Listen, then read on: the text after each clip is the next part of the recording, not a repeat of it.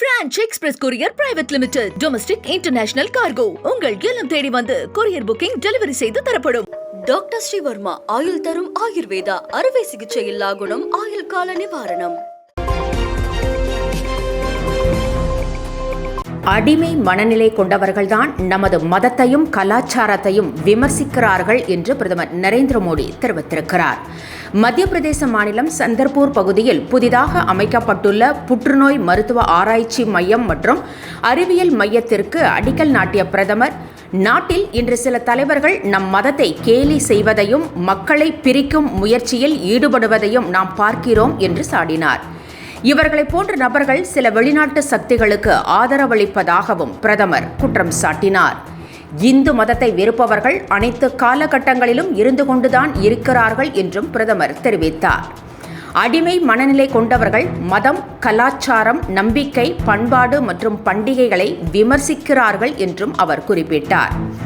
இயற்கையாகவே முற்போக்குத்தன்மை உடைய நமது மதம் மற்றும் கலாச்சாரத்தை அவர்கள் விமர்சிக்கிறார்கள் என்றும், நமது சமுதாயத்தை பிரித்து ஒற்றுமையை உடைக்கின்றனர் என்றும், இதுதான் அவர்களின் திட்டம் என்றும் பிரதமர் குற்றம் சாட்டினார்.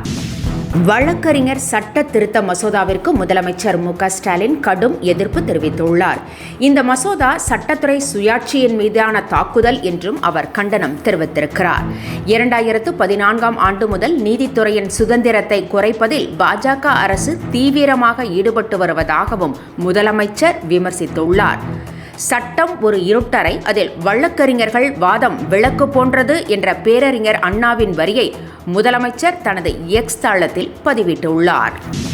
பழைய ஓய்வூதியம் உள்ளிட்ட பல்வேறு கோரிக்கைகள் தொடர்பாக அரசு ஊழியர்களுடன் தமிழக அமைச்சர்கள் 4 பேர் கொண்ட குழு இன்று பேச்சுவார்த்தை நடத்துகிறது.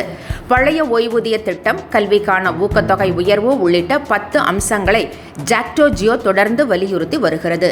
இதில் பழைய ஓய்வூதிய திட்டத்தை அமல்படுத்த வேண்டும் என்பது அவர்களது பிரதான கோரிக்கையாக உள்ளது. இந்த கோரிக்கைகளை வலியுறுத்தி நாளை தமிழ்நாட்டின் அனைத்து மாவட்ட தலைநகரங்களிலும் போராட்டம் நடத்தப்படும் என்றும் ஜாக்டோ ஜியோ அறிவித்திருந்தது. இந்நிலையில் அரசு ஊழியர்களின் கோரிக்கைகள் குறித்து சங்க பிரதிநிதிகளுடன் 4 அமைச்சர்கள் கொண்ட குழு இன்று பேச்சுவார்த்தை நடத்துகிறது. இந்த குழுவில் அமைச்சர்கள் தங்கம் தென்னரசு, ஏவாவேலு, அன்பில் மகேஷ், கயல்விழி செல்வராஜ் ஆகியோர் இடம்பெற்றுள்ளனர். சென்னையில் உள்ள தலைமைச் செயலகத்தில் நடைபெறும் இந்த பேச்சுவார்த்தையின் இறுதியில் முக்கிய முடிவுகள் அறிவிக்கப்படும் என்று எதிர்பார்க்கப்படுகிறது. மகா சிவராத்திரி விழா தமிழகத்தில் உள்ள 9 ஆலயங்களில் இந்து சமய அறநிலையத்துறை சார்பில் நடத்தப்படும் என அமைச்சர் சேகர் பாபு தெரிவித்துள்ளார். அதன்படி வரும் 26ஆம் தேதி திருவண்ணாமலை அருணாச்சலேஸ்வரர் கோவில், கோவை பட்டீஸ்வர சுவாமி கோவில், தஞ்சை பிரகதீஸ்வரர் ஆலயம் உள்ளிட்ட 9 இடங்களில் மகா சிவராத்திரி விழா கொண்டாடப்பட உள்ளதாக அமைச்சர் தெரிவித்துள்ளார். இதனை ஒட்டி பக்தர்களுக்கு தேவையான அனைத்து அடிப்படை வசதிகளையும் செய்து தர அரசு நடவடிக்கை மேற்கொண்டிருப்பதாகவும் அமைச்சர் குறிப்பிட்டார். சென்னை மயிலாப்பூரில் உள்ள கபாலீஸ்வரர் ஆலயத்தில் அறநிலையத்துறை சார்பில் மகா சிவராத்திரி விழா ஏற்கனவே கொண்டாடப்பட்டு வருகிறது. தமிழகம் முழுவதும் 1000 முதல்வர் மருந்தகங்களை முதலமைச்சர் மு.க.ஸ்டாலின் இன்று திறந்து வைக்கிறார். மக்களுக்கு மருத்துவ செலவு தற்போது ஒரு பாரமாக இருப்பதால் அதனை குறைக்க தமிழக அரசு பல்வேறு நடவடிக்கைகளை எடுத்து வருகிறது. இல்லம் தேடி மருத்துவ திட்டத்தின் மூலம் வீடுகளுக்கே சென்று நோயாளிகளை பரிசோதனை செய்து இலவசமாக மருந்துகள் வழங்கப்படுகின்றன. இதன் தொடர்ச்சியாக தமிழகம் முழுவதும் 1000 முதல்வர் மருந்தகங்களை முதலமைச்சர் மு.க.ஸ்டாலின் இன்று திறந்து வைக்கிறார். இந்த மருந்தகங்களில் 25% தள்ளுபடி விலையில் மருந்துகள் கிடைக்கும்.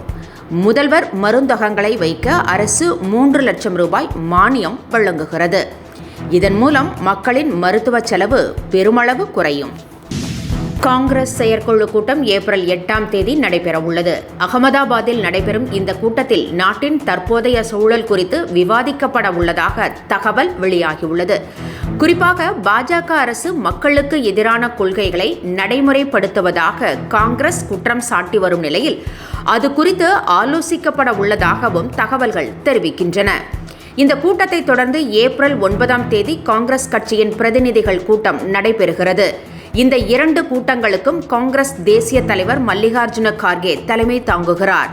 சோனியா காந்தி, ராகுல், பிரியங்கா, காங்கிரஸ் ஆளும் மாநில முதலமைச்சர்கள், தேசிய நிர்வாகிகள், மூத்த தலைவர்கள் ஆகியோர் பங்கேற்கின்றனர். டெல்லியில் புதிய சட்டப்பேரவை இன்று கூடுகிறது. எதிர்க்கட்சித் தலைவராக ஆம் ஆத்மி கட்சியைச் சேர்ந்த அதிஷி தேர்வு செய்யப்பட்டுள்ளார். 70 தொகுதிகளை கொண்ட டெல்லி சட்டமன்றத்திற்கு கடந்த 5ஆம் தேதி ஒரே கட்டமாக தேர்தல் நடைபெற்றது. பாஜக 48 இடங்களில் வெற்றி பெற்று அக்கட்சியைச் சேர்ந்த ரேகா குப்தா முதலமைச்சராக பதவியேற்றுக் கொண்டார். அவருடன் 6 அமைச்சர்களும் பதவியேற்றுக் கொண்டனர். இந்நிலையில் சட்டப்பேரவை இன்று தொடங்குகிறது. நாளை துணைநிலை ஆளுநர் உரையாற்ற உள்ளார். இதனிடையே ஆம் ஆத்மி கட்சியைச் சேர்ந்த 22 எம்எல்ஏக்கள் கூடி முன்னாள் முதலமைச்சர் அதிஷியை எதிர்க்கட்சித் தலைவராக தேர்வு செய்துள்ளனர். டெல்லியின் முதல் பெண் எதிர்க்கட்சித் தலைவர் என்ற பெருமையை அதிஷி பெற்றுள்ளார். மறைந்த முன்னாள் முதலமைச்சர் ஜெயலலிதாவின் 77வது பிறந்த நாளை ஒட்டி தமிழக அரசு சார்பில் அவருக்கு மரியாதை செலுத்தப்படுகிறது. சென்னை மெரினா கடற்கரையில் நடைபெறும் நிகழ்ச்சியில் அமைச்சர்கள் பங்கேற்கின்றனர். மேலும் அதிமுக சார்பில் நடைபெறும் நிகழ்ச்சியில் ஜெயலலிதா திருவுருவப் படம் மற்றும் சிலைக்கு EPS மரியாதை செலுத்துகிறார். முன்னாள் அமைச்சர்கள், கட்சி நிர்வாகிகள், தொண்டர்கள் என பல்வேறு தரப்பினரும் பங்கேற்கின்றனர். அதிமுக சார்பில் ஆடம்பரங்களை தவிர்த்து எளிய முறையில் ஜெயலலிதா பிறந்தநாளை கொண்டாட அறிவுறுத்தப்பட்டுள்ளது. ஜெயலலிதாவின் 77வது பிறந்தநாள் இன்று கொண்டாடப்படும் நிலையில் அதிமுக 3 பிரிவுகளாக பிளவுபட்டு நிற்கிறது. OPS, சசிகலா என 2 பிரிவாகவும் அமமுக என்ற தனி கட்சியுடன் தினகரனும் பிரிந்து நிற்கின்றனர். இவர்கள் தனித்தனியே ஜெயலலிதா பிறந்தநாளை கொண்டாட ஏற்பாடு செய்துள்ளனர். ஜெயலலிதா பிறந்தநாளை ஒட்டி அவர்களிடையே கடுமையான வார்த்தை போர் நிலவுகிறது.